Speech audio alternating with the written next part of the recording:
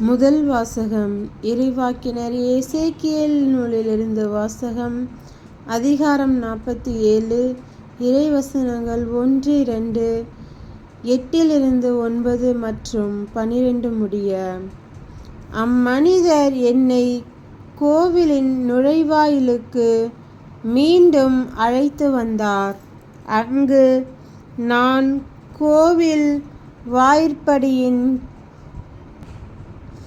கீழிருந்து கிழக்கு நோக்கி தண்ணீர் வருவதைக் கண்டேன்.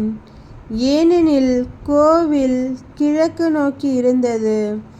அந்த தண்ணீர் கோவிலின் வலப்பக்கத்தில் பீடத்தின் தெற்கு பக்கத்திலிருந்து வந்தது.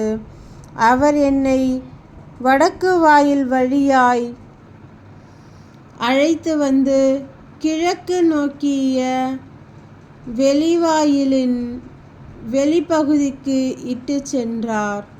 இதோ தண்ணீர் தெற்கு பகுதியிலிருந்து பாய்ந்து கொண்டிருந்தது. அவர் என்னிடம் உரைத்தது, இந்த தண்ணீர் கிழக்கு பகுதியை நோக்கி பாய்ந்து அராபாவில் சேர்கிறது. அங்கு அது கடலோடு கலக்கிறது.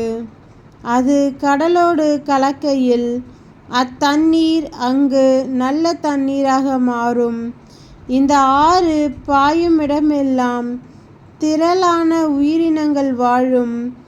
அங்கு ஏராளமான மீன்கள் இருக்கும். ஏனெனில் இத்தண்ணீர் பாய்ந்து அங்குள்ள நீரை நல்ல நீராய் மாற்றும். எனவே அது பாயுமிடமெல்லாம் யாவும் உயிர் வாழும்.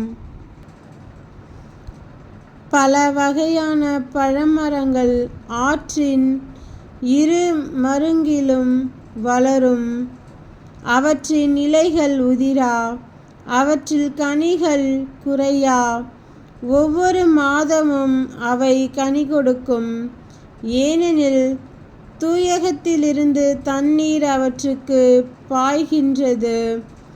அவற்றின் கனிகள் உணவாகும், இலைகள் மருந்தாகவும் பயன்படும். ஆண்டவரின் அருள்வாக்கு. இறைவா உமக்கு நன்றி. இரண்டாம் வாசகம். புனித பவுல் கொரிந்தியருக்கு எழுதிய முதல் திருமுகத்திலிருந்து வாசகம். அதிகாரம் 3. இறைவசனங்கள் 9-11 மற்றும் 16-17 முடிய. நாங்கள் கடவுளின் உடன் உழைப்பாளர்கள். நீங்கள் கடவுள் பயன்படுத்தும் தோட்டம். நீங்கள் கடவுள் எழுப்பும் கட்டடம். கடவுள் எனக்கு அளித்த அருளின்படியே கைதேர்ந்த கட்டட கலைஞர் போல நான் அடித்தளமிட்டேன்.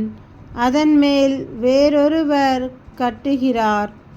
ஒவ்வொருவரும் தாம் கட்டும் முறையை குறித்து கவனமாக இருக்க வேண்டும். ஏற்கனவே அடித்தளமிட்டாயிற்று. இவ்வடித்தளம் இயேசு கிறிஸ்துவே. வேறோர் அடித்தளத்தை இட எவராலும் முடியாது. நீங்கள் கடவுளுடைய கோவில் என்பதும் கடவுளின் ஆவியார் உங்களுள் குடியிருக்கிறார் என்பதும் உங்களுக்கு தெரியாதா? ஒருவர் கடவுளின் கோவிலை அழித்தால் கடவுள் அவரை அழித்து விடுவார். ஏனெனில் கடவுளின் கோவில் தூயது, நீங்களே அக்கோவில். ஆண்டவரின் அருள்வாக்கு. இறைவா உமக்கு நன்றி.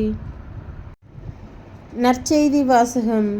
புனித யோவான் எழுதிய நற்செய்தியிலிருந்து வாசகம். அதிகாரம் 2. இறைவசனங்கள் 13-22 முடிய. யூதர்களுடைய பாஸ்கா விழா விரைவில் வரவிருந்ததால் இயேசு எருசலேமுக்கு சென்றார்.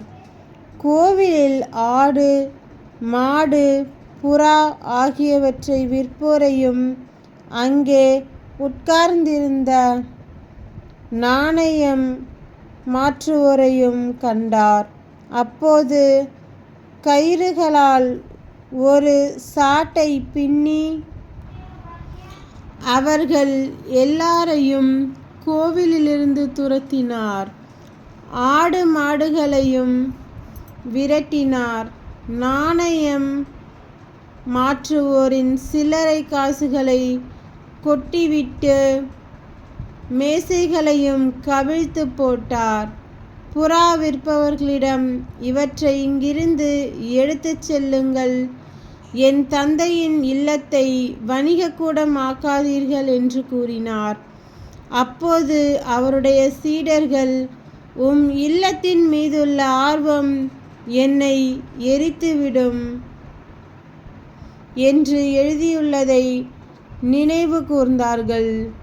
யூதர்கள் அவரை பார்த்து, இவற்றை எல்லாம் செய்ய உமக்கு உரிமை உண்டு என்பதற்கு நீர் காட்டும் அடையாளம் என்ன என்று கேட்டார்கள்.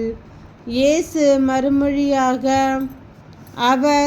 அவர்களிடம், இக்கோவிலை இடித்துவிடுங்கள், நான் 3 நாளில் இதை கட்டி எழுப்புவேன் என்றார்.